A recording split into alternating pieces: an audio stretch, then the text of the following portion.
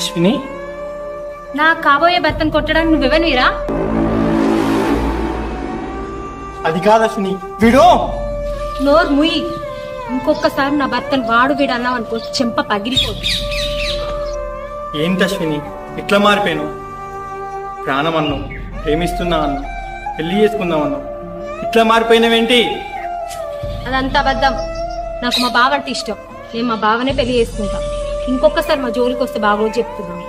వెళ్ళిపో ఇక్కడి నుంచి, వెళ్ళిపో, వెళ్ళిపో.